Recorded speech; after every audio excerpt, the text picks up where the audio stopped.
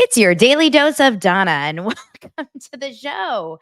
Wow, tech issues getting started on the beautiful Thursday, June 27th.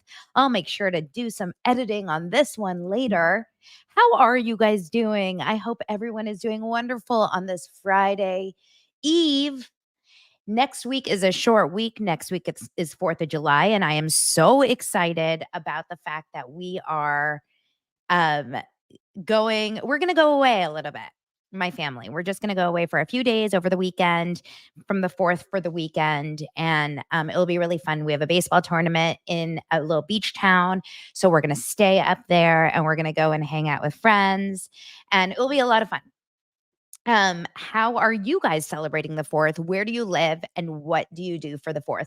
I always think about if I lived like LA is kind of an place for the 4th, to be honest. I know that there's certain towns in, the East Coast, like my friend grew up in Massachusetts, just outside of Boston. Like I can't remember exactly. I think the town was called Higham. Is that a real town? And it's so cute, and they, like, paint the street red, white, and blue, and then I have another friend whose family lives on, like, Martha's Vineyard area, and they go all out, so I'm curious what you guys are doing. I'm very excited to have a little break and a getaway with the whole fam, spend some time at the beach. You guys, I spent my evening catching up on the Karen Reed trial. I spent my evening doing a lot of things just for you. Okay. I spent my evening catching up on the Karen Reed trial. I spent my evening watching the Dallas Cowboys cheerleaders. I do these things because I want to be up to speed. You guys have all the information. You know way more than me when it comes to current topics. So I just need to keep up with my dosers, like they say keep up with the Kardashians, but no, we're keeping up with the dosers is really the new show this year on Hulu. Anyway, I am going to get into all of that. Plus, we're going to talk about Paris Hilton going to Congress. We're going to talk about Brandi Glanville and Kenya Moore and what that means.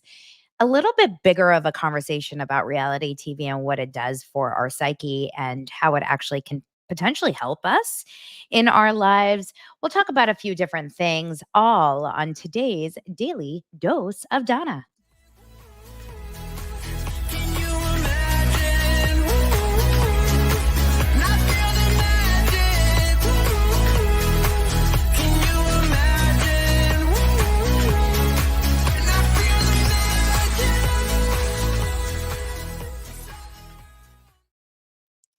Okay, you guys, welcome. So I have to just say something really fast because I'm looking at the comments. Maddie G says Laguna, she's down in Laguna, is trying a huge drone show rather than the fireworks because it's fire safe. So fire safe. And like leave it to the world to turn fireworks into computerized AI. Although I have seen some of these drone, you know, events and they're insane. They're so cool. Like I saw one I can't remember where it was, but I remember seeing footage of one and the way that they can coordinate the most beautiful cool things. But there is something lovely just about like a firework, like the pop. But let's talk about the fact that they're better for animals. And I don't know where you guys live, but here in Sherman Oaks, there are some MFers who decide 4th of July starts in June and ends in August. And what I mean by that is every single night. Do you guys have this by where you live? Every single night we get a pop, pop, and they're so loud. And they scare the crap out of me because I'm just like laying in bed watching TV.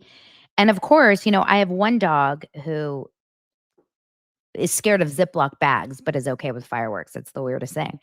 But my other dog can't handle it. Murphy. He's like, what? Someone's coming to get us. Murphy is literally like a Jewish mother. You know what I mean? Like a nervous Jewish mother. In the best possible way. Also, Murphy's a boy, so I'm sorry for misgendering you, Murphy. Murphy, I hope you don't cancel me. Last night we had our first members only. It sounds very, private here on YouTube.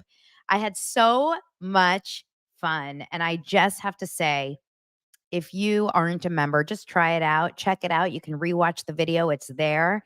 It will be like in my list of videos, I imagine. And it was so funny. Shout out to Anne Marie, one of the best dosers who is in Spain and really just enjoying her life, if you know what I mean. We had some really fun commentary from you guys. It was a great time to spend. We spoke about Bill Belichick and like his 23-year-old girlfriend. That's a crazy story. We talked about Mauricio, who does this when Mauricio like went to dinner. He went to catch steak with Kyle and the four daughters for his birthday, which I was actually talking to everyone about that. I think it's a little interesting that Mauricio invited Kyle to his birthday. Like I understand if it was one of the daughters' birthdays, but it's very family oriented, which makes me think like, is it possible they still love each other? But anyway, it was like this. Yeah. We also did a deep dive on something about her because I haven't heard anything about something about her in the last few weeks. And I live in Los Angeles, but I don't live driving, like, I don't drive past something about her on a daily basis at all. I'd have to go over the hill. And I will to check it out. But the question is what I was wondering is like, is something about her still, chaos? Does it still take a while to get in? Do you still have to wait in line for a long time? Do you get are they sold out? So I'm curious from what you guys are doing if you've gone to something about her recently. I did see a TikTok about this in my heavy research, and the one TikTok I saw was a person who goes around and reviews food, and she went into something about her, and she really liked the sandwiches. She's a huge Katie and Ariana fan. She made that known. She really liked the sandwiches, but she did try a Loverboy spritz, and she said it tasted awful. So I'm not alone there. Now, speaking of Loverboy, we do have Summer House taping within the next week. It has to. They always celebrate 4th of July. So like they're going to that house this weekend, probably. I would imagine this weekend or next weekend, okay? If they are going to the house, Danielle's not there. What do you guys think cast wise? Do you think the rest of the cast is intact? Do you think they're going to add anyone new? I think they'd be silly to add anyone new. I think if they just remove Danielle from the equation, they have a perfect cast.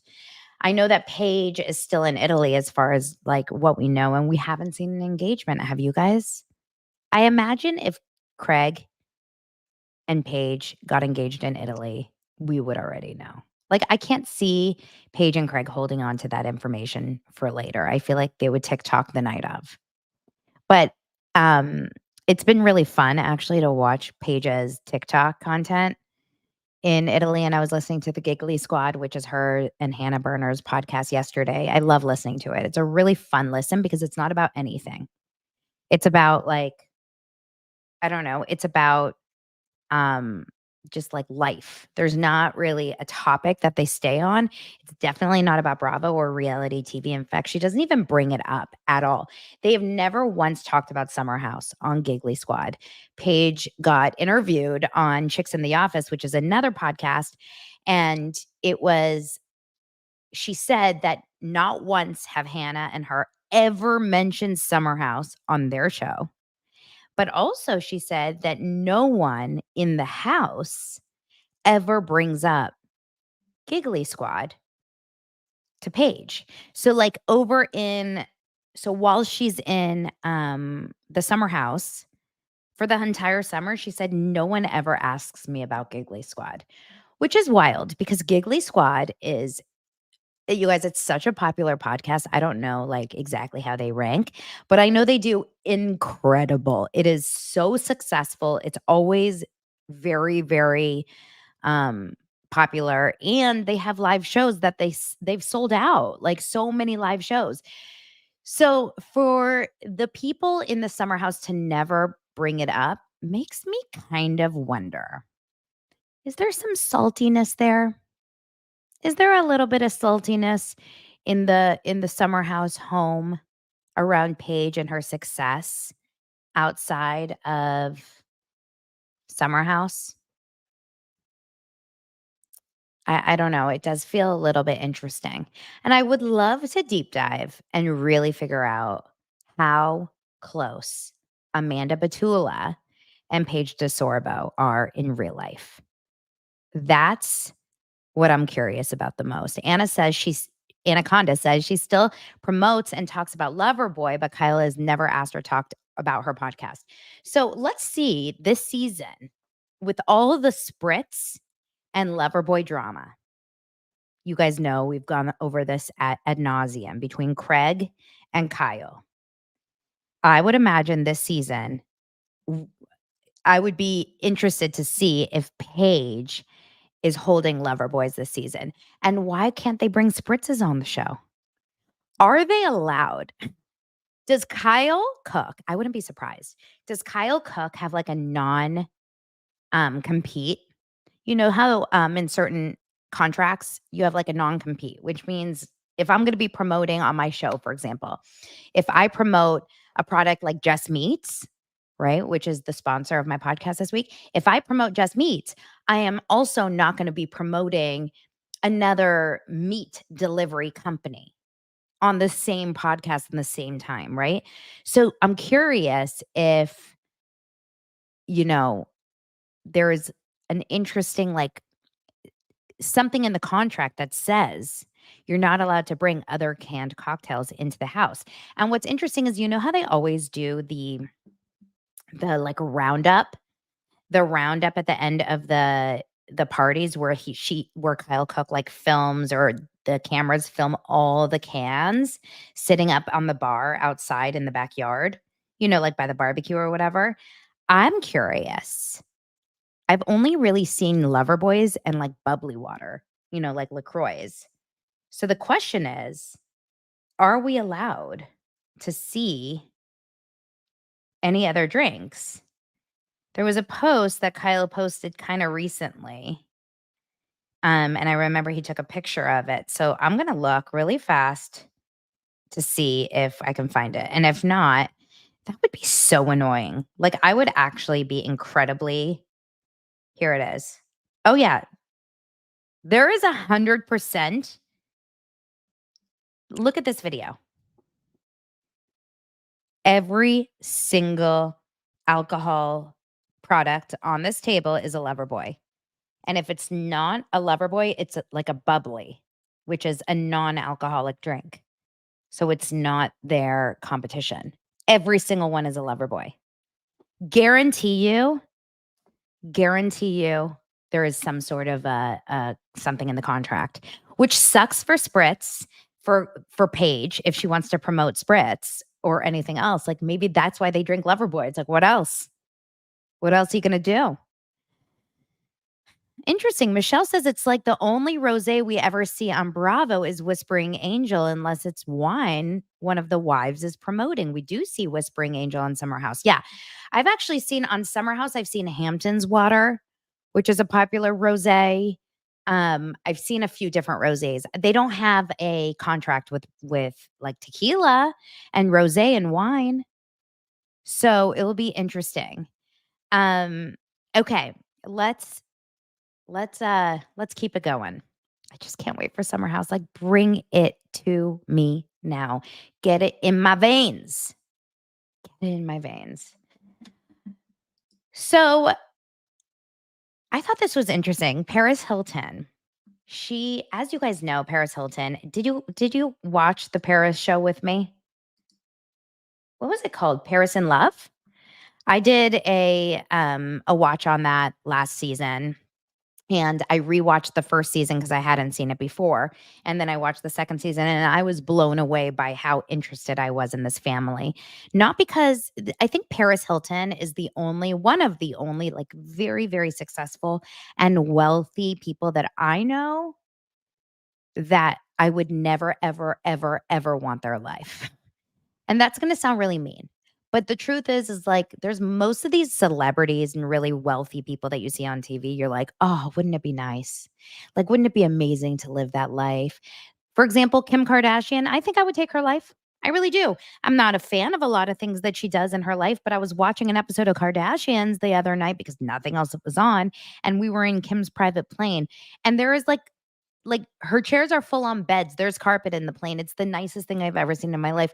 I would want to be Kim Kardashian just for that. But Paris Hilton, for some reason, I do not want or crave her life because there's a few reasons. Number one, she, no offense, Kathy, because I love Kathy as like a caricature on these shows, but as a mother, and we did a House of Hilton read. I did, at least. I read House of Hilton. Oh, Anne Marie says Kanye is your baby daddy. No, yeah, actually, never mind. I'll give away the private plane. I don't want Kanye. I would do anything to not have that man anywhere in my life. But we went to on the House of Hilton document or a book, it talks so much about the way that Kathy and Rick raised Paris. So, like, obviously, that is such a crazy story. The whole way she was raised and the way that she was treated as a child, and then even as an adult, like their relationship is the craziest thing you've ever seen.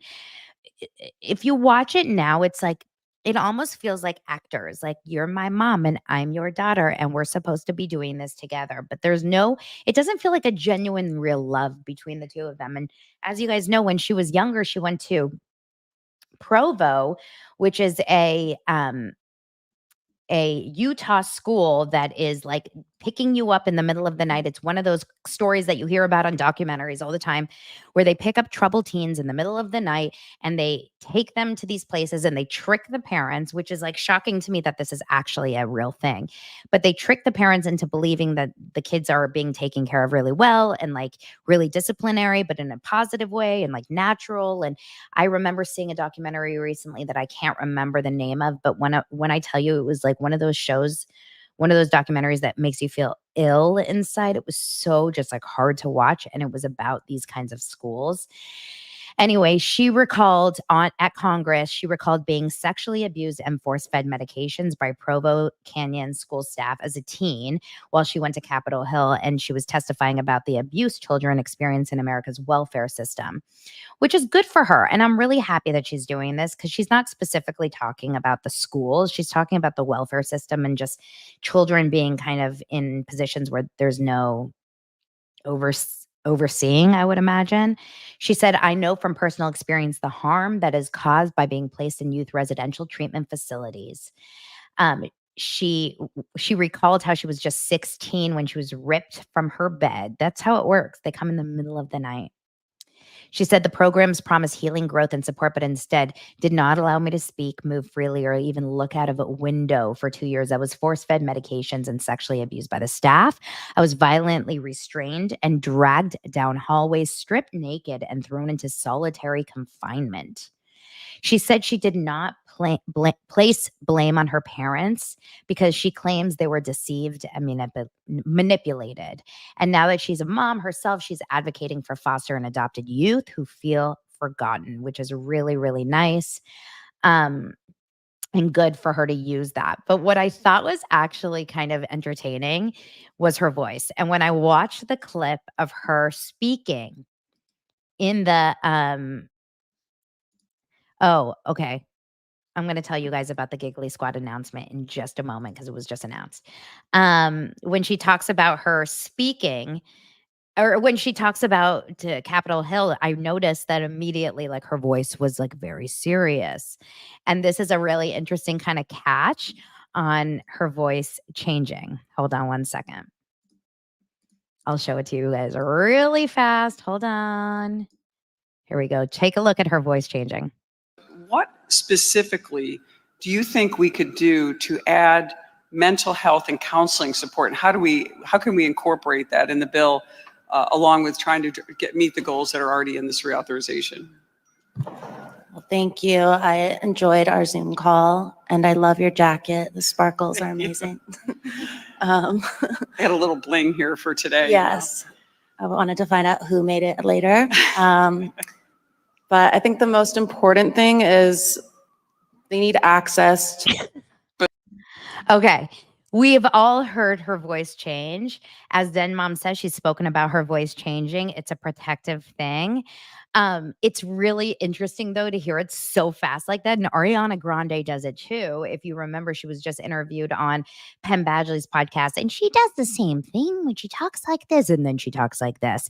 I think it's kind of like funny to see it in real time to see her go like, I love your sparkle jacket. It's so cute. Okay, I'd like to talk about the foster children.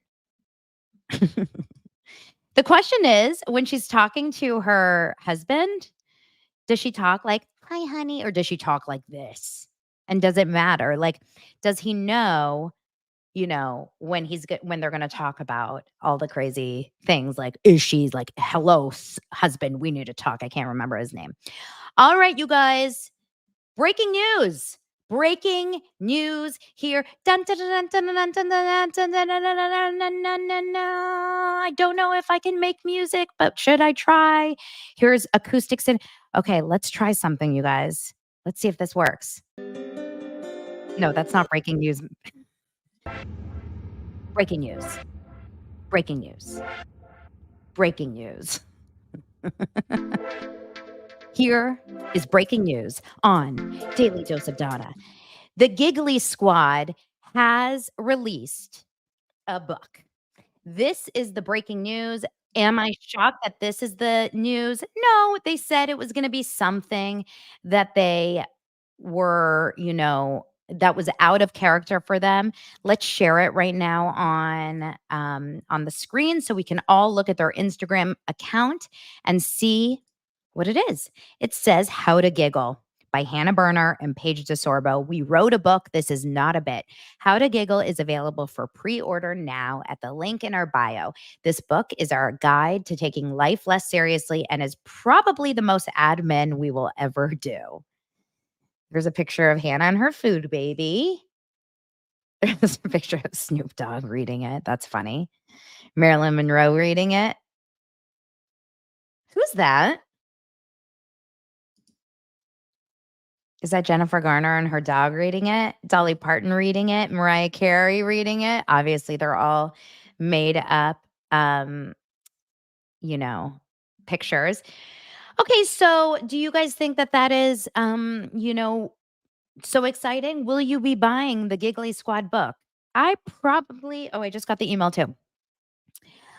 I probably will not. No offense. I mean, if Paige wants to come on the show and talk to me, or I'll even take Craig, I'll buy the book. I'll buy 7 of the books.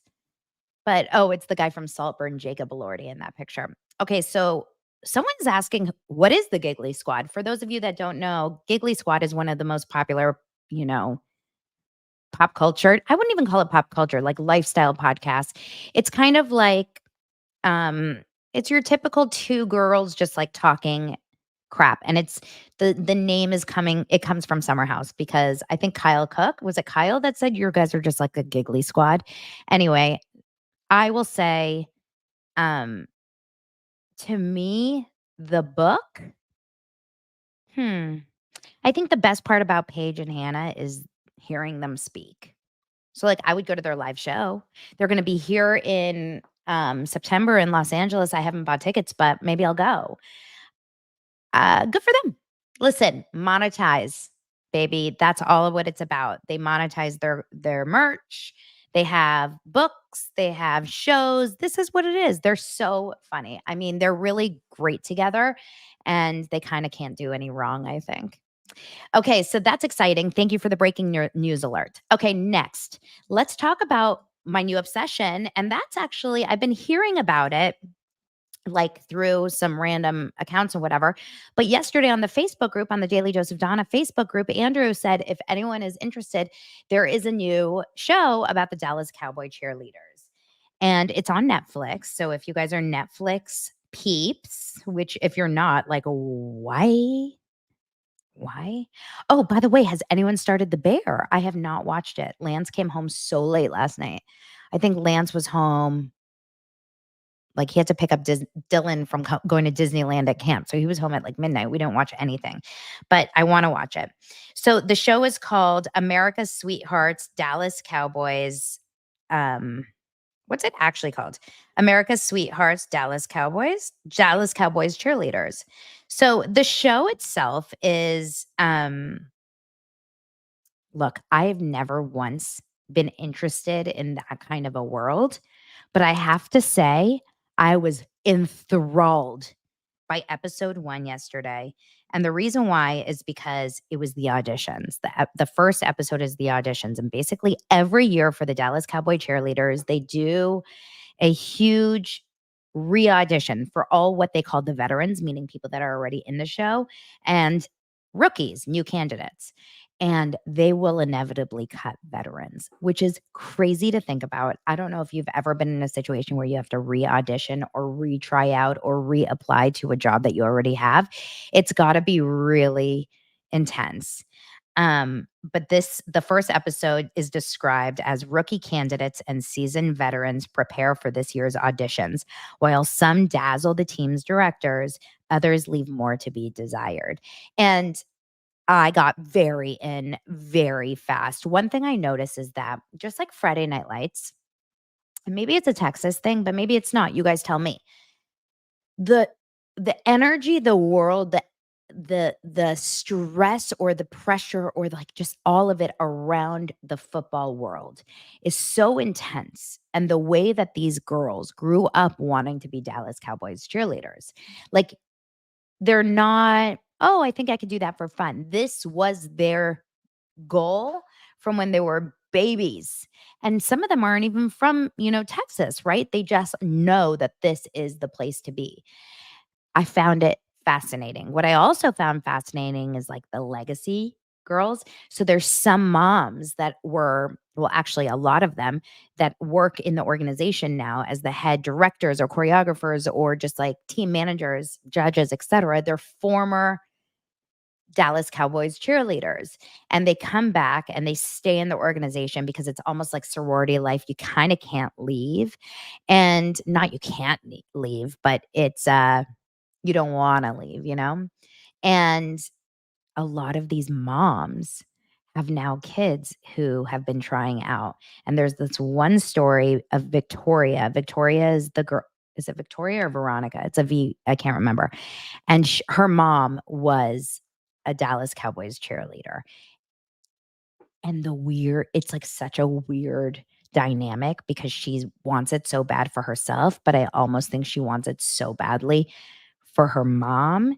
So watch the show. It's a really good show, and it's I don't know, I find it fascinating to watch these and you know what's actually really really interesting? What's interesting is a lot of these women, actually most of them have jobs, full jobs. So one of the applicants, her name is Alicia, I believe. She's 31. She is a pediatric orthodontist, like a full-on orthodontist. She has a career, and she's trying out for the Dallas Cowboys cheerleaders, which is just mind-blowing to me. A lot of them are nurses. A lot of them are, they have jobs because they don't make money. Yes, Ashley says, I looked it up. They only make $20,000 a year. One of the girls said, you could say my salary is similar to like someone that works at Chick-fil-A. So they do this like for real just because it is like an honor. It's a privilege to be on the Dallas Cowboys cheerleader team. Suki says, I'm a native Texan. Donna, folks hold their sons back from starting kindergarten here, so they'll be bigger in 7th, 8th grade and high school because of football. It's a crazy part of our culture here. Whoo, crazy. Interesting, but crazy. New article just dropped in my notifications. Let's read it together because I find it interesting. It's about Jonathan Van Ness. Now, Jonathan Van Ness from Queer Eye had a lot of bad press this year about his like rage. Do you remember there was a big expose? I can't really remember specifically where it was, if it was like New York the New Yorker, New York Times, or something like that. Vanity Fair, I don't even know. So, according to page 6, let's read this together. Jonathan Van Ness slammed the bombshell report claiming they were emotionally abusive on the set of Queer Eye as being not based in reality, nearly 4 months after the piece was first published. I think a lot of people were looking for a reason to hate me, or like looking for a reason. Oh my God, I swear there's so many likes in this sentence. I'm going to die. You ready for this? I think a lot of people were like looking for a reason to hate me, or like looking for a reason to be like, see, I always knew that they were a fake CUNT, and this is the proof. The reality star, who goes by they, he, she pronouns, said on the Table Manners with Jesse and Lenny Ware podcast Tuesday. My family was so supportive of my husband and my team, but I didn't even get on social media, like look at my phone for 3 weeks. Van Ness says that a lot of the information gathered was taken out of context to make them look as bad as possible. Jonathan JVN said, I think people forget no matter how famous you are, you're still a person. That article came at like an incredibly vulnerable time, like for my hair care company, for like my whole career. It was just really tough. It was Rolling Stones that published this expose, which accused Van Ness of rage issues, and all these production members had been interviewed in that Rolling Stone, article. They had described Van Ness as a monster, a nightmare, demeaning, intense, scary, a yeller. And Jonathan has, basically said that it's all wrong and it's not true. How do I put this in a nice word or a way to say it? I don't believe JVN. This is an opinion-based podcast, okay? This is not true or not, it's not true or false. This is my opinion. There is something to be said when someone has a really bad reputation on sets. It's not by one person, it's by multiple people. I also remember when they were on Armchair Expert with Dax Shepard, and I don't know if you remember that article, that interview, and there was like a lot of back and forth about trans rights, I believe, and I don't want to misquote anything, so I'm not going to, but I think some people thrive in controversy. And my question for Jonathan Van Ness is there any, like, I just wonder, are you saying there's no truth? There is absolutely zero truth whatsoever that all these people had these negative things to say about you? Mm-mm. I don't buy it. I don't believe it for a second. Like, why? Why? When there was rumors about Ellen DeGeneres being horrible on set, like, it's true. It's all true, you know? Anyway, I don't know. I don't really feel it. I don't really feel JVN personally much myself. All right, let's move on. This is an interesting kind of conversation I want to have with you guys, and it's about reality TV. Do you believe that Bravo in general is incredibly hypocritical when it comes to who they decide that they will back up, who they decide that they will fire, who they decide that they will, stand by, and not based on behavior that they have on these shows? And the reason why I bring this up is, as you guys know, Kenya Moore has it's just been announced that she's left Atlanta and she's not coming back. She was apparently indefinitely suspended, but now she has made the decision that she is absolutely not coming back. And of all people, Brandi Glanville, who is a tough one for me. And I've talked about this so many times. Brandi Glanville is just a tough one for me to really stand by, because Brandi's behavior on the Housewives and all the reality and all the things that she's done over the years has just proven to me that she is a super, super loose cannon wild card. And so I struggle with believing like just kind of standing by her on a lot of her stuff. But I do think that because of this personality behavior that she has or personality traits, she maybe is like they expect her to be a certain way and they kind of put her in a box. But the point is that according to TMZ and many other articles, Brandi Glanville defends Kenya Moore over these oral sex posters. She's coming to her defense. Following these misconduct claims, pointing the guilty finger at producers for the drama. She says, that, um, where is HR now? Also, I'm pretty sure producers pushed Kenya to show that video. They know what is going to happen before it does. She says women are physically fighting on Real Housewives of New Jersey, and that seems to be okay with producers. Where is HR now? Also, I'm pretty sure producers pushed Kenya to show that video. They all know what is going to happen before it does, just like they all knew of Taylor's physical abuse as it was happening. Whoa. That's bringing up Taylor Armstrong. We'll talk about it in a second. She then says, and this is actually really good, I thought, for Brandi. Create the villain, enable the villain, praise the villain, and then punish the villain for being a villain. Now that I can't like argue with. That villain conversation is really, really good. I wonder if she wrote that. The fact that she brought up Taylor is really tricky. She brought up the whole story of Taylor Armstrong. Those of you that don't remember, in season 1 of Real Housewives of Beverly Hills, when Taylor Armstrong was introduced, she was married to a man named Russell, who was just an oddball on the show. And between seasons 1 and 2, or seasons 2 and 3, I can't remember exactly which seasons, it ended up coming out. Remember Camille saying, well, now we said it, that Taylor was physically abused by Russell multiple times, in addition to other kinds of abuse. And sadly, Russell took his own life at some point later on. So to say, and I would love to talk to any of the producers from Real Housewives of Beverly Hills season 1, but to say, like, where's Alex Baskin on this one?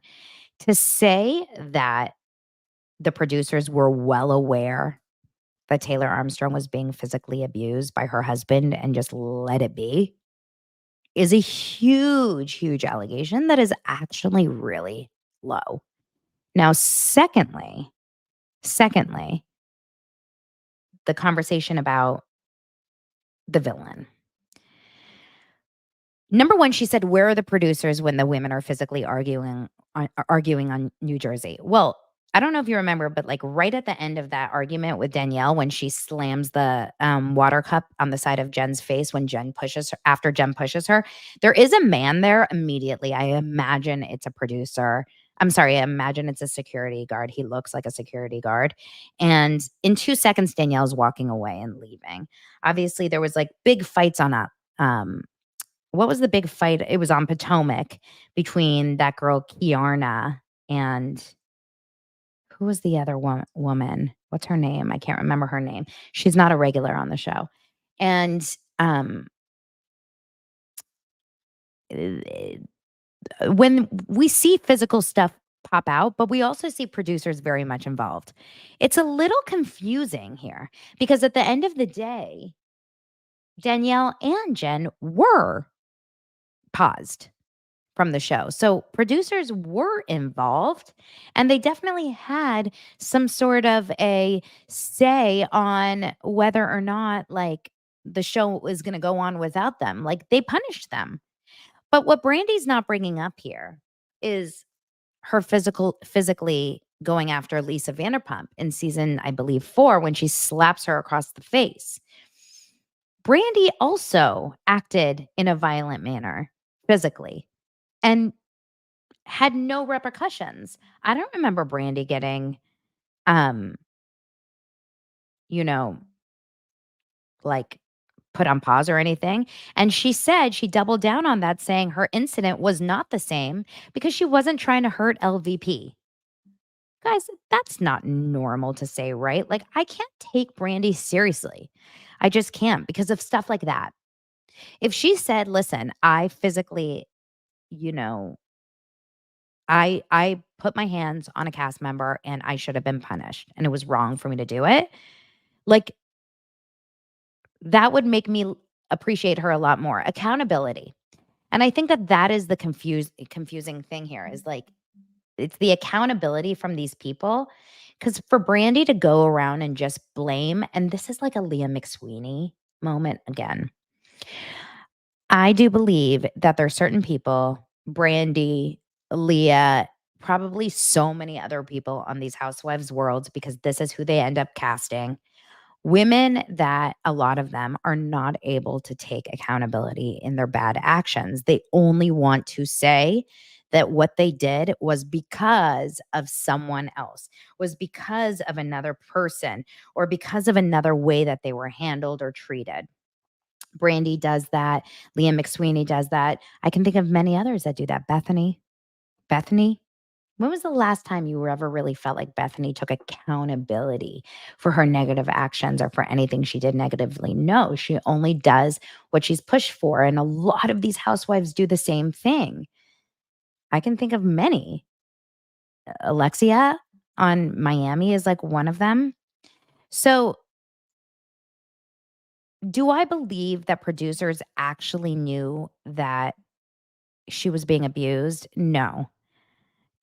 Could they have maybe had a feeling, just like, do I think that they had a feeling that there was some sort of romantic something between Sandoval and Raquel Levis or Rachel's Levis? Like, yeah. I think that when you're a producer and you're on set with these people 24/7, you get a vibe. You get a vibe. You see people talking, you see people's energies. Maybe you're seeing them cry or hearing them things or hearing things or seeing a text or seeing like a little flirt or whatever. I know for sure Lance on set comes home with stories of like things he's seeing off camera. It's obvious that if you're working alongside these people, you're going to pick up on certain things. But were they in the room when Russell actually abused Taylor? Did Taylor go to them and say, "My husband is abusing me and I'm scared"? And the producers were like, "Keep it rolling. Keep it rolling." I don't believe that. I just don't. Now, Real Housewives of Beverly Hills premiered so many years ago, like 2008 or 7 or something like that. I can't even remember off the top of my head. Things were different then. You have to admit that things were different and there was less legalities around reality TV. But in general, I would like to believe that if producers see something that is could be misconstrued as illegal, dangerous, etc., they're getting involved. We saw it on Below Deck.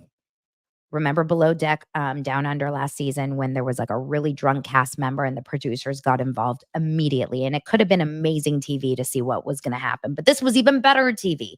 I think producers, for the most part, know that they have to have good TV. But at the end of the day, I think they're schooled right now to understand that the most important thing is that they keep a job and keep their shows going. And there is a way that they can probably contain, just like Jennifer says, to be fair, we seem to watch women in conflict. And that's true. That's true.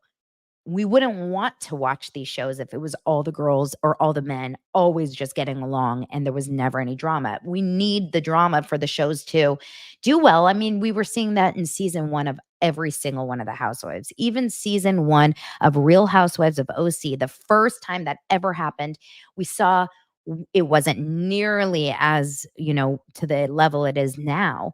But remember how all the women were kind of weird and cold towards Joe DeRosa and De La Rosa or whatever her name is, Smiley's fiance. And all the women were a little bit like, they kind of didn't want to include her and they were a little cold with her. That was their version of conflict. It wasn't what we're seeing now, but we were seeing elements of it then. So I believe that you need to have kind of good and bad behavior on these shows. And I think it's actually really interesting to watch it all play out. But at the end of the day, I do believe in my heart that producers are schooled to keep an eye out for dangerous behavior, whether it's physical, whether it's sexual, whether it's, emotional or anything else. And they have no choice now because their jobs are on the line to report these incidents. I did see a post the other day. I can't remember where I saw this, but I did see a post and it said a man wrote this. He said, "I have to thank Summer House for making me sober." I was in shock over this. And then I started to open up and think so differently. This person said, "I used to drink heavily all the time around my wife, and my wife is not a drinker. And she used to give me a hard time all the time because she felt like I was drinking too much, staying up too late, getting too drunk, acting stupid, making mistakes, saying things, da da da da da. And I just didn't give a crap that she was saying all those things to me until I started watching Summer House. And all of a sudden, I started to see Kyle Cook's behavior. And I recognized myself in Kyle Cook. And I recognized my wife in Amanda. And I was so grossed out for Amanda that Kyle would do that to her. So I started to change my behavior. And since then, I have been sober. So Summer House has made me sober. And I thought to myself, oh my God, I think, and some of the comments off that were so interesting. Someone said, teen mom made me make sure not to get pregnant when I was a teenager. And I thought to myself, what reality shows have you watched where you have since decided to change your life for the better because of behavior you saw on these shows that were, negative or destructive or dangerous, etc.? I mean, since watching Real Housewives of Salt Lake City, I've decided not to con, old people like Jen Shaw. I feel like there's a lot of really good things that we can take from reality TV. There actually are some wins. Andrew says Teen Mom will make you never want to have kids. No, for real, for real. For real. But I wonder if Kyle Cook feels good knowing, and hopefully he hears this story, knowing that he helped someone become sober because they thought that they reminded themselves of Kyle's behavior. It's so interesting. Well, we'll see what happens on these next few things. We have 2 weeks until $1 Million Listing Los Angeles comes back, which I'm so excited about. 2 weeks until Real Housewives of OC comes back. So Bravo is going to be starting to fill on up. I'm excited about that. We need to bring in some positive, good entertainment, for all of our shows. Anyway. Oh, this is a good one. Lori says she learned never to do a vow renewal. You can come in. Lori said never to do a vow renewal. And reality TV has taught me, Miss Miki says reality TV has taught me boundaries in female relationships. Oh, I'm doing my live show. Dylan's coming to say hi. Hi. Hi, Dee Dee. My Dylan. He's home from camp because he went to Disneyland last night. What's on your nose? Oh, it's a pimple patch. Why do you have it? It's pimples. But what? It's a star. He said it's trendy. It's trendy, but it also works. It actually works to take off your pimples? Good to know. Okay. Well, Dylan, has reality TV taught you any good behavior? It's taught me how to actually, I'm not really sure because mostly a lot of it is just people yelling at each other. So maybe you've learned not to yell at your mama. Doesn't It's work. It's almost because all it is really they talk and then in 5 minutes they're arguing about something. Yeah. Yeah. It's true. And that's why we watch, which is kind of embarrassing to say out loud. But what do we watch every night? What have I been watching? Full House. Full House. And every night we watch episodes of Full House, and I feel like I'm doing a good job as a mom because of that. All right, you guys, I hope you have an incredible Thursday. We'll see you tomorrow for Friday's episode of Daily Dose of Donna. Right? Say bye. Bye.